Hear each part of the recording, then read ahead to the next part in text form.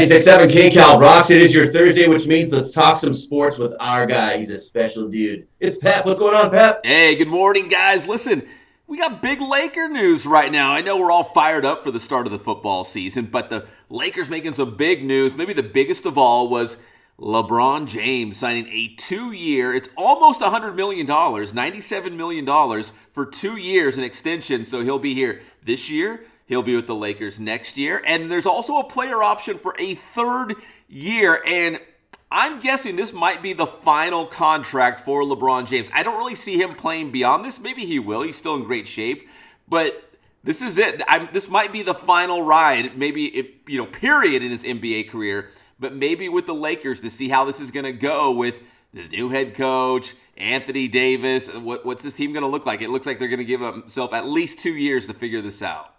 I think this may be the final contract with the Lakers, but also when is Bronny going to be able to? I think he'll still be playing just for that outside chance of LeBron's son Bronny finally making it to the NBA. That's the only reason I would see him playing any further because he's done everything he needed to do. Right. Yeah, you know what? And his son's really good. Is he NBA good? I think the jury's still out on that. But you're right. If he plays long enough, especially for that 3rd year, that player option, which would be 24-25 season, maybe there's a chance, and maybe that's in the back of his mind as well. But if you're a Lakers fan, good news, LeBron's locked up for another couple seasons. Lakers also announced that they're going to be hanging another jersey in the rafters too. Pau Gasol's jersey's going up there on March 7th. Yeah, that surprised me a little bit, if I'm being honest. I was like, wow, not that he's not a great player, but it's like, boom, that happened quickly. I mean, he's a good player, don't get me wrong. Is he retired the jersey player? Yeah, I was a little surprised too, but think about it. First there was Shaq and Kobe, right? Then it was Pau and Kobe. Those were the two big guys on those other Laker title teams. If you look at his whole body of work, maybe what he did at the international level as well as what he did with the Lakers, if you want to look at that maybe. But yeah, was he one of the greatest players, one of the best players in his era? Yeah, he probably was, but I was kind of surprised too, Patrick. He was great. I don't know if he's retired the number great like Kobe. I love him, and I think he's a really cool dude, and I love what he does with Kobe's daughters and stuff, Yes. Taking care of them and looking after them and all that stuff. If I'm just being honest, it surprised me a little bit. I think it actually takes a little hit against Kobe because the big thing that Kobe fans will say is those two, championships number 4 and 5 were all Kobe and a bunch of nobodies. Now one of those nobodies, he's up in the rafters, so you can't say that he was with nobodies anymore. Well, he needed Pau. That's for sure. He couldn't do it all himself.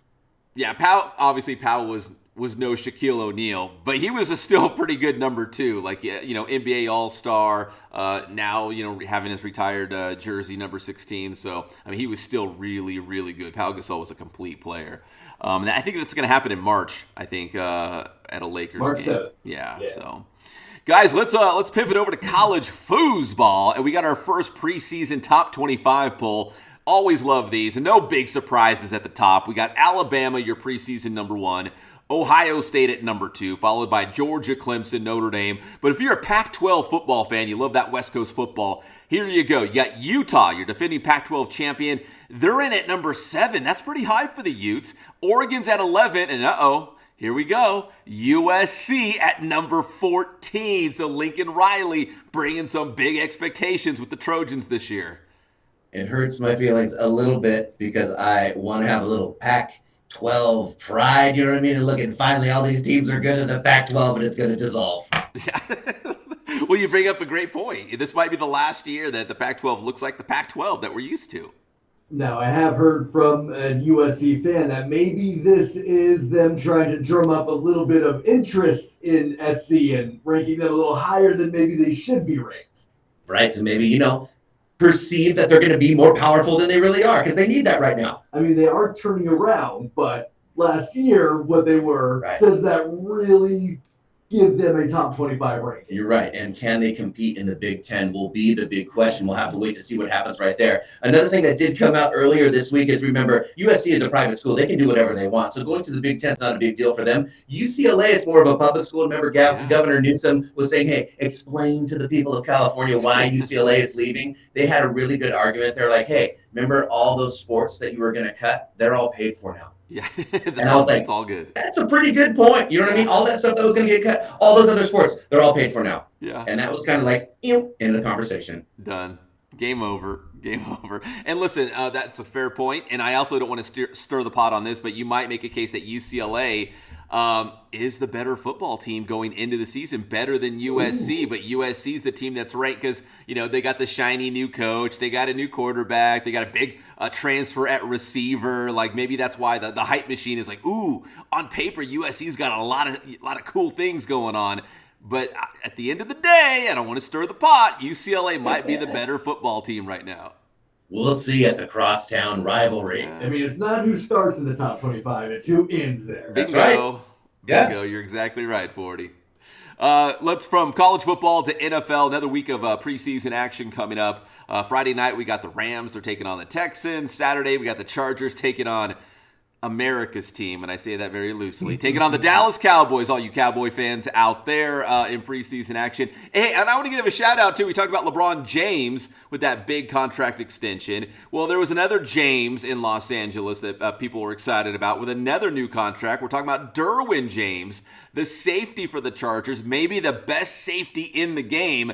Now he's also the highest paid safety in the game as the Chargers locked him up for 4 years, $76 million. I mean, I like this move for the Chargers for many reasons. He's obviously a very good player, but, he's had some injury troubles, but I kind of feel like this will be a year where, sometimes you're due to get lucky. And I think Derwin James is going to stay healthy all year. Sorry, Derwin, if I just jinxed you, but I think he's going to make it all year healthy. So, I think this is a good buy. He's a great safety. I think the Chargers signing him to that 4-year shows that, they agree he is one of the best safeties when healthy. And if they can keep him healthy, they want to keep him there as long as possible. Yeah, the Chargers got a great young core, right? On the offensive side of the football, on the defensive side of the football. But I just feel like every year going into the season, almost kind of like the Angels. I feel like the Angels and the Chargers kind of run these parallel paths where you're like, you know what? They're going to be really good this year. It just doesn't happen. But I'm glad the Chargers are taking the steps to keep this young core together. And maybe, Patrick, maybe you're right. Maybe this is the year that Derwin James is going to have some good luck health-wise, and the Chargers put it together in that brutal AFC West. I kind of look at him and Christian McCaffrey the same way. I think this could be a year where they actually stay healthy. Maybe, right? Some of these guys just seem to be a little soft and are injury prone. So we'll see. It could be a fun year for the Chargers if they can stay healthy. And finally, guys, Major League Baseball, two opposite ends of the spectrum here. One, the Dodgers losing their ace Walker Buehler for the season. This guy had an elbow problem. He's going to have surgery. He's going to be done for this season.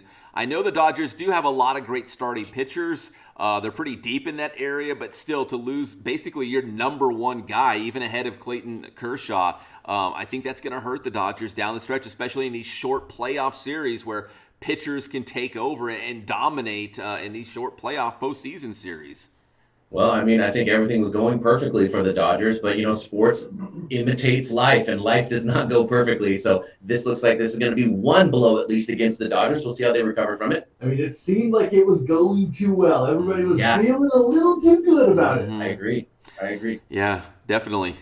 So Walker Buehler out, and then Mike Trout in, opposite end of the spectrum for the Halos. They're getting their superstar back. So if you're an Angels fan, you want a reason to watch, there's Shohei Ohtani and now Mike Trout scheduled to come back tomorrow night at the Tigers. He's had that back injury, which people were, pretty concerned about, but he's going to apparently come back to the lineup tomorrow night.